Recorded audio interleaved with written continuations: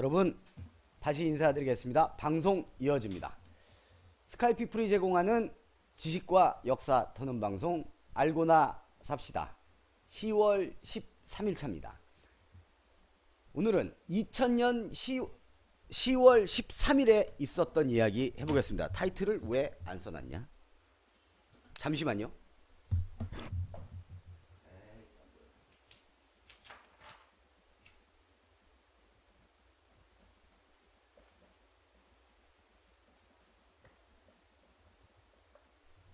오늘은 이겁니다. 노벨 평화상. 2000년 10월 13일 무슨 일이 있었냐면 우리 김대중 전 대통령님께서 노벨 평화상 수상자로 선정이 된 날이십니다. 노벨 평화상 위원회로부터 선정이 됐다라고 통보가 된 그런 날입니다. 10월 13일 날 선정이 되시고 시상은 그해 12월 10일 날 노르웨이의 오슬로로 가셔서 직접 수상하시고 수상 연설도 하시고 그랬습니다. 그래서 오늘은 뭐 현재까지도 최초고 유일무이한 우리 역사상 유일무이한 노벨상 수상자이기 때문에 의의가 어마어마하지 않습니까? 그 중에서도 가장 대빵인 평화상이기 때문에 오늘 이 이야기를 여러분과 하려고 합니다. 당시에 베르게라는 노벨위원회 위원장이 그 시상에 앞서서 경과보고를 했지 않았겠습니까? 그 경과보고를 하는 내용에 이렇게 이야기를 했습니다. 바꿔 말하면 김대중 선생님께서 이 상의 수상자로 선정된 뭐 이유가 되겠죠. 베르겔 위원장은 평생 동안 일관되게 민주주의와 인권 그리고 남북한 간의 화해와 협력을 위해 그는 헌신을 했다. 그리고 그의 업적은 세계적으로 인권 평화 운동가인 마하트마 간디, 넬슨 만델라, 러시아의 사하로프 박사, 그 다음에 독일의 빌리 그란트 이런 사람들과 견주어도 손색이 없다라고 경과 보고를 했다고 합니다. 김대중 선생께서 노벨 평화상 수상자로 선정된 이유는 정리해서 말씀을 드리면 그가 일평생 헌신해온 민주화 투쟁과 인권운동 그리고 한반도 평화를 위해 노력을 했다라는 거죠. 당시 그 직전에 6.15 그 남북 공동선언이 있었기 때문에 이게 아주 큰 영향을 미쳤습니다. 그래서 민주주의와 평화를 위해서 노력을 했기 때문에 그의 노벨 평화상 수상은 어쩌면 당연한 게 아닌가라는 생각이 들죠.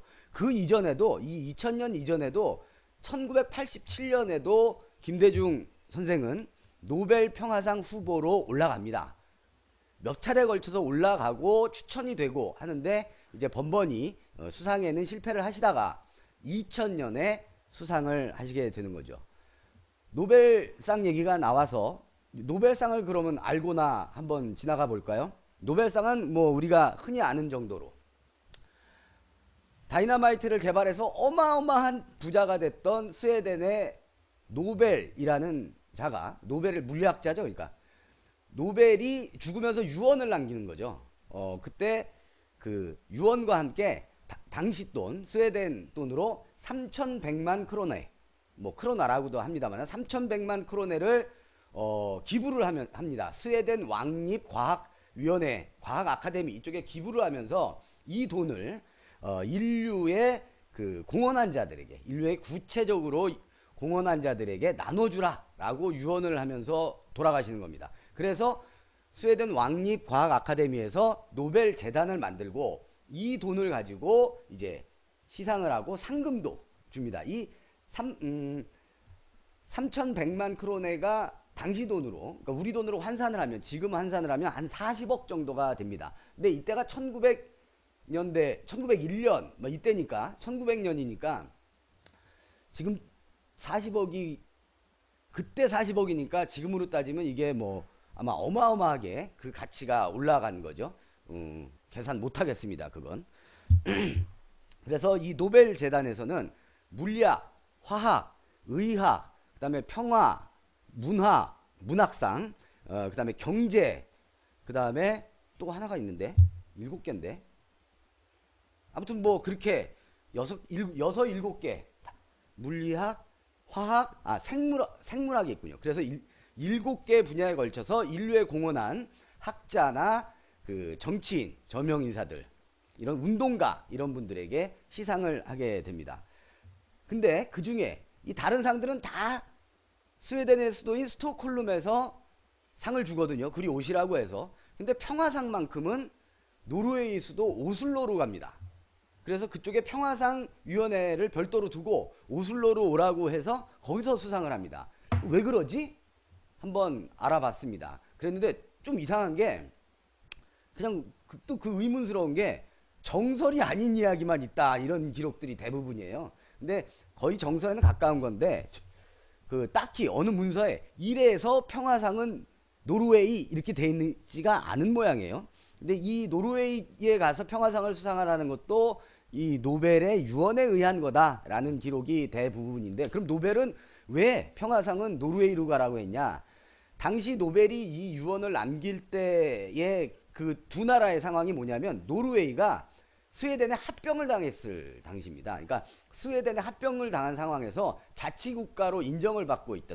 자치국 정도로만 지위가. 그래서 스웨덴 국민인 노벨이 생각하기에 노르웨이도 우리와 한 나라야. 합병이 됐으니까. 그러니까 쟤들도 좀 지위를 인정을 해줘야 되니까 이 노벨상 중에 이거는 노르웨이 쪽에 가서 수상을 하도록 하는 게 좋겠어 라는 이야기를 남겼다고 합니다. 그게 이제 가장 보편적으로 알려진 내용이고, 또 하나는 그 당시에 그 노르웨이 의회가 당시 유럽을 둘러싸고 있는 몇몇 국가 분쟁이 일어났을 때 중재 역할을 좀 잘 했던 모양입니다. 그래서 이 평화상은 그쪽으로 가라 라는 그런 의견도 있고 개진이 됐다라고 하고, 그 다음에는 또 하나는 노벨이 그 노르웨이 출신의 한 작가의 어마어마한 광팬이었는데, 그 작가 이름은 모르겠어요. 광팬인데 이 작가가 평화주의자랍니다. 그래서 노벨 평화상을 노르웨이 가서 시상을 하게끔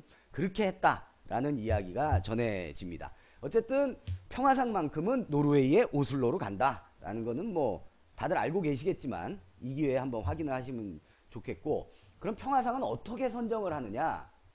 위원회에서요, 전 세계에 약 1000명에게 일일이 서신을 보낸답니다. 추천해 주십시오. 전 세계의 지도자급들에게 1000명에게 서신을 보내서 추천을 받고, 추천받은 그 추천서 중에 그 다수를 점하는 분들이 계실 거 아닙니까? 그 중에 한 두어 분을 놓고 위원회에서 심사숙고를 한 후에 거의 만장일치로 뭐 이렇게 결정을 한다고 합니다. 그러니까 김대중 전 대통령님은 전국의 1000명이, 전국이래, 전 세계 인류의 지도자들 1000명이 보낸 편지 안에 가장 많은 수 내지는 그에 육박하는 수의 편지 내용에 김대중 전 대통령님을, 김대중 선생을 평화상 수상자로 당시에 추천을 했다, 이렇게 보시면 틀림이 없습니다. 오늘 2000년 10월 13일 노벨 평화상 수상자로 우리 김대중 전 대통령께서 선정이 됐다라는 말씀을 드리면서 오늘의 알고나 삽시다를 가름할까 합니다. 정리에 앞서서 오늘 당시 노벨상 심사위원회 간사인 노르웨이 국립대학 종신교수 스팔리치뇨 박사와 그 이전에 김대중 선생 이전에 평화상을 수상했던 동티모르의 오르타, 이 사람은 대통령도 합니다. 나중에 이 두 분의 증언을 직접 읽어드리면서 오늘 마치도록 하겠습니다. 스팔리치뇨 노르웨이의 그 심사위원 간사가 이렇게 얘기했습니다. 난 한국인에게 노벨상을 주지 말라고 한국인들에게 로비를 받았다. 한국인에게 노벨상을 주지 말라고 한국인들에게 로비를 받았다. 한국인은 참 이상한 사람들이다. 김대중의 노벨상 수상을 반대하는 편지 수천 통이 날아들었다. 모두 경상도에서 날아든 편지였다. 경상도. 내가 노벨위원회에 들어온 이래 이런 일은 처음이다. 노벨 평화상을 수상한 나라에서 반대를 표시하는 편지가 날아온 것에 의아하다. 그것이 특히 특정 지역에서 날아온 것이라는 사실을 알게 되고 나는 경악했다. 그 지역 사람들의 의도가 무엇인지 혼란스러웠기 때문이다. 라고 이야기합니다. 그리고 그의 이야기는 이어집니다. 좀 깁니다. 엔딩이라고 그랬더니 풍각쟁이를 벌써 켜버렸습니다. 엔딩이 좀 깁니다. 노벨상 중에서도 가장 노벨의 염원을 담고 있는 평화상이 로비로 받아낼 수 있다고 생각을 하는 건지 한국 사람들은 그 편지를 보낸 한국인들에게 다시 한번 묻고 싶다. 노벨상은 로비로 얻어낼 수 있는 상이 아니다. 돈으로 살 수 있는 상이 얼마나 그 가치를 유지할 수 있겠는가. 그러기에 더더욱 이 상의 가치는 빛나는 것이다. 왜 다수의 한국인들이 김대중의 위대함과 그의 민주주의를 향한 불굴의 의지에 감명받지 못하는지 그 이유를 이해할 수 없다.